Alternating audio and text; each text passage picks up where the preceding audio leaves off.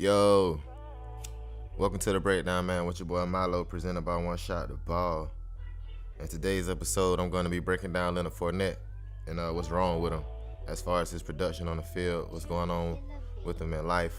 You know, he's had an arrest. He played 8 games last season compared to 13 in his rookie season, so naturally his production is going to drop.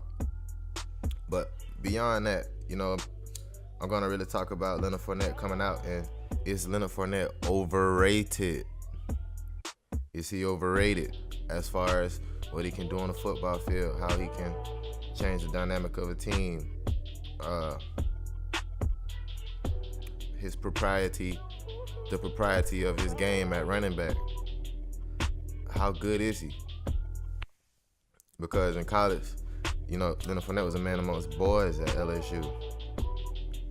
You know, his highlight tape consists of long touchdowns and running a lot of guys over and really just outrunning guys, but not necessarily vision. You know, the feel for the two hole being closed. So let me bounce it to the 4, or even the footwork. You know, Leonard Fournette got one move, man, and it's a spin. He may give you a nice hop step, but for the most part, if he's not dropping his shoulder, then he's spinning on you. And that's really all he got. I seen him make a move against the Texans one game where he gave a guy a dead leg. But that's pretty much the only time I ever seen him make that move. And that was his rookie season. So maybe he thought he was in his bag or whatever. But he pretty much resorts to the spin move or dropping his shoulder. So as the game wanes, you know, if he hasn't worn you down, if the Jaguars running game hasn't worked all game and he hasn't worn you down, then you pretty much have them beat. Because Blake Horrible ain't scaring nobody, man. Let's just be real.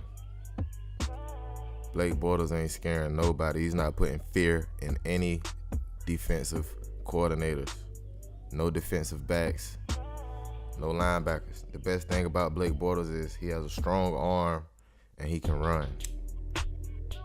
But he's not accurate. He's not good under pressure. He's very inconsistent. Blake Bortles will have a game where he throws for 4 touchdowns and 350 yards and no interceptions. Then the next game he throws no touchdowns and 150 yards and 4 interceptions. And I like D.D. Westbrook. He's talented. DJ Chark, he still has to break out. You still have to see what he can do. He dropped a couple of big balls against Pittsburgh. So really the onus of the offense is on Leonard Fournette. And most of the time he's not available. He's either injured or suspended. And when the running game is not working, the Jaguars can easily be had because, yeah, their defense is great, but the defense can only do so much. They can only stop the offense so many times. So that's why the Jaguars had such a horrible year this year. But anyway, you can see what Nick Foles can do with it. And from this backdrop, Leonard Fournette looks pretty damn good. But this is a highlight tape. And that's what highlight tapes are meant to do. But if we dive into the numbers, like I said, he had a drop off from his rookie year to his sophomore year. As far as the games he played, the yards per attempt, and the yards per game. But I do have to give him credit for his ability to catch the ball out of the backfield. This is his sophomore season. 133 carries for 439 yards on 3.3 yards a carry. That is not dominant.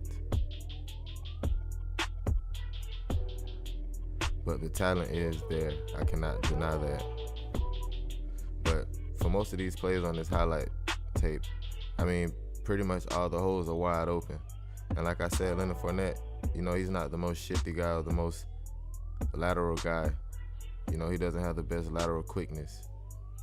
But he is fast. His straight line speed is pretty fast. And he's powerful.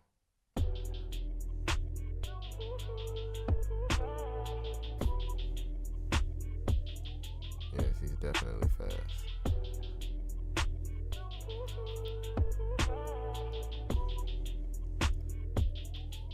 But even still, Leonard Fournette, you know, he gets into dumb shit. Like this fight right here.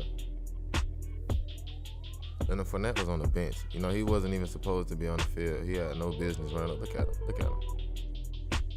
What? Wow. Yo, there's nothing wrong with standing up for your teammates. But at the same time, you have to understand how important you are to your team. And like I said, this man was on the bench. What are you doing? What the hell are you doing?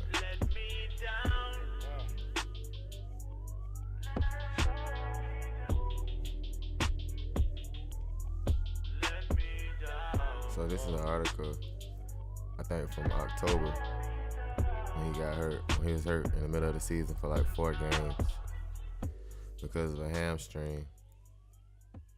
And I mean, it's really nothing you can do about a hamstring, but it's just, you know, it's just the fact that it fits up under availability. And as I've already stated, availability is an issue with Leonard Fournette. So I'm about to play the video of Leonard Fournette when he was arrested for driving on a suspended license. And he was initially pulled over for his tent being too dark. But anyway. These people taking Leonard Fournette to jail, man. This shit crazy, man.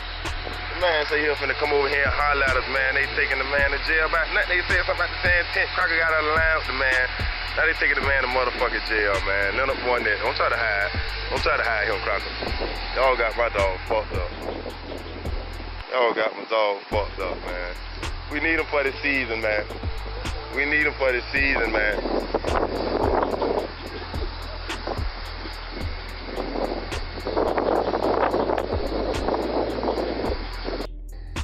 Yo, ain't it funny how fans tell my brothers with some sense? Ain't it funny how fans only care about your well-being when you play for them? If Leonard Fournette didn't play for them, he wouldn't give a damn about that man being in jail. Matter of fact, if Leonard Fournette demanded a trade, he'll probably burn his Leonard Fournette jersey. But that's just me. Like I was saying, the biggest knock on Leonard Fournette's game is his availability. You know, availability is key, especially for a guy whose team offense really revolves around running the ball. So that's one thing about Leonard Fournette that I dislike.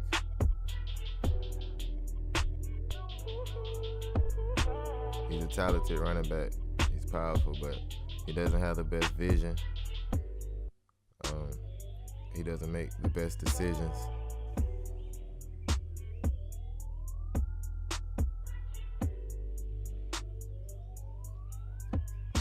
No, off the field, apparently.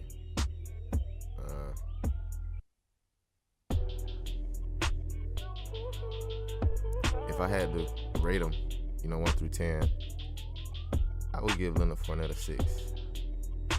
Compared to Todd Gurley and Ezekiel Elliott and Saquon Barkley and Le'Veon Bell. Hell, I'd probably take Devontae Freeman over Fournette. I'd probably take Melvin Gordon over Leonard Fournette. But that's just me, man. Some people might agree, some people may disagree. I don't really care. I know if I was building a team, Leonard Fournette would not be the top 5, 6, 7 running back that I would choose.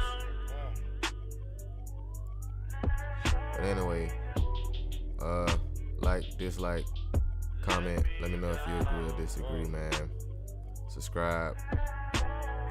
Your boy needs some subscribers. You only get one shot.